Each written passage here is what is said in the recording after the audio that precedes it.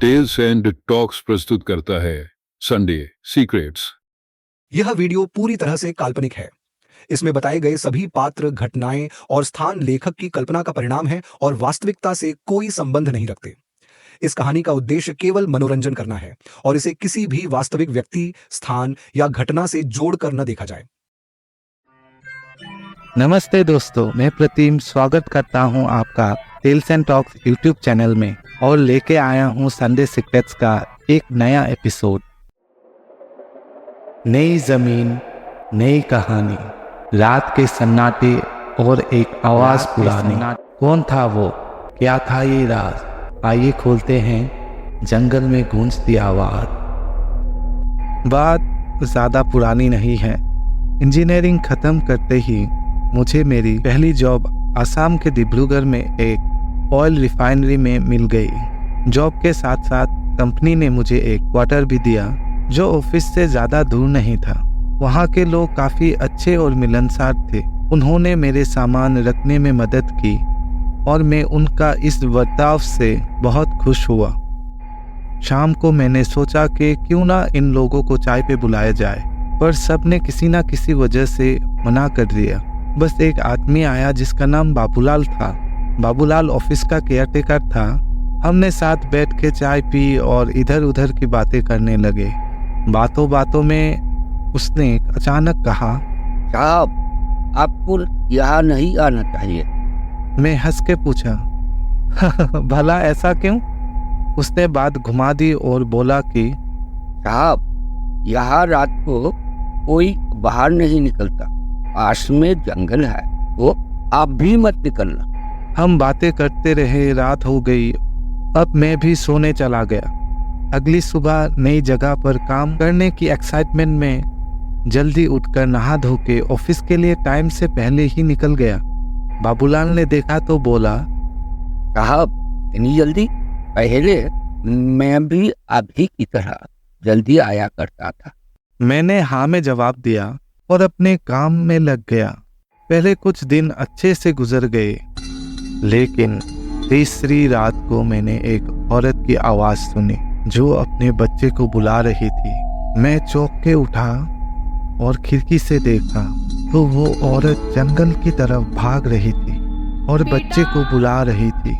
मैंने सोचा मुझे मदद करनी चाहिए, तो दरवाज़ा खोल के बाहर निकला, पर तब तक सब कुछ शांत हो चुका था, जैसे वहाँ कोई था ही नहीं। मैं वापस अंदर आ गया और अपनी सारी सोच को थोड़ा साइड में रखा।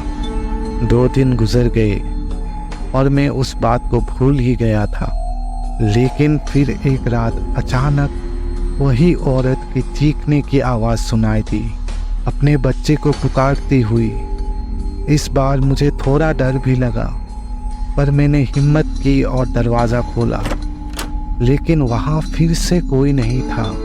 मुझे अब बाबूलाल की बात याद आई कि यहाँ के लोग रात को बाहर नहीं निकलते। अगली सुबह मुझे बुखार हो गया। मेरे कलीग्स मेरे लिए खाना लेकर आए और मैंने उन्हें उस रात की बातें बताई। उन्होंने कहा कि ये मेरा वहम हो सकता है और मुझे कुछ दिन छुट्टी लेके आराम करने की सलाह दी। मैंने उनसे कहा कि आज रात तुम लोग यहाँ रुक जाओ, लेकिन वो लोग एक दूसरे को देखने लगे और मुझे तसल्ली देके चले गए। रात होते होते मुझे लगा कि आंगन में कोई दौड़ रहा है।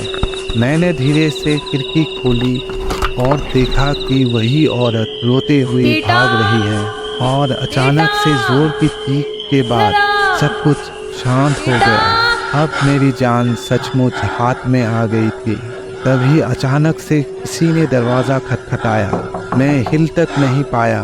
फिर से दरवाजे की खटखटाने की आवाज़ आई। मैंने डरते हुए दरवाज़ा खोला तो वहाँ बाबूलाल खड़ा था। उसको देख के मेरी जान में जान आई। मैंने उनको अंदर बुलाया और बात करने ही वाला था कि उसने अचानक बोला, साहब, साहब, इस बार तो आप बचा लीजिए। मैंने पूछा, कैसे? मेरे पत्नी डूब जाएगी, चलिए चलिए ना साहब। मैं और ज़्यादा डर गया। मैं उसको समझाया कि शायद तुम्हें भी कुछ ऐसा ही दिख रहा होगा, पर सच में ऐसा कुछ नहीं है। और ये बोल के कि हम कल बात करेंगे। मैंने उससे जैसे तैसे घर से निकाला। जैसे ही वो बाहर गया, मेरे दरवाजे के नीचे से कुछ लाल रंग का बहने लगा। जब मैंने झुककर देखा तो वो दरवाजा खोलने की हिम्मत नहीं हुई। अगली सुबह जब मैंने दरवाजा खोला तो सब कुछ पहले जैसा शांत था। मैंने अपना सामान बांधा और घर जाने की फैसला किया, पर मुझे बाबूलाल की भी चिंता हो रही थी, तो मैंने उससे ढूंढने की कोशिश की। मैंने सोचा कि ऑफिस स्टाफ से पूछ लूं, और मैंने ऑफिस पहुंच के ऑफिस स्टाफ से पूछा, क्या तुमने बाबूलाल को देखा है आज? उसने चौंक कर पूछा। हाँ, वो तुमसे मिला था क्या? तुम उसे कब से जानते हो? मैंने कहा, जब से मैं यहाँ आया हूँ वही तो था जो मेरा घर आया करता था।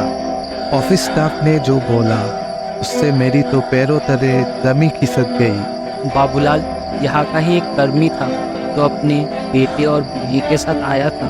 एक रात उसकी बेटे की जंगल में ही मौत हो गई। उसके बाद ना ही उसका ना तो उसकी बीवी का कभी पता चला, और इस बात को करीब अभी 25 साल बीत चुके हैं। 25 साल बीत चुके हैं। 25। कहानी को सुनने के बाद आप सोच रहे होंगे कि ये सब सच में हुआ था या सिर्फ एक वहम था।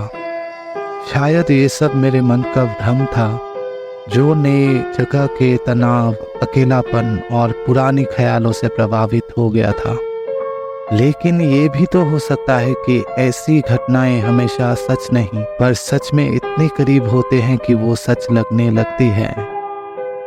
जो भी हो, ये बात तो पक्की है, हमारे मन की शक्ति इतनी प्रबल है कि ये ना जाने कौन से राज खोल सकती है या कौन से सपने बुन सकती। तो क्या बाबूलाल और उसकी कहानी सच थी? शायद ये आप पे छोड़ देना ही बेहतर होगा। कभी कभी जिंदगी में कुछ सवालों का जवाब मिलना जरूरी नहीं होता, उनसे बस महसूस करना जरूरी होता है। शायद ये कहानी भी उन्हीं में से एक है।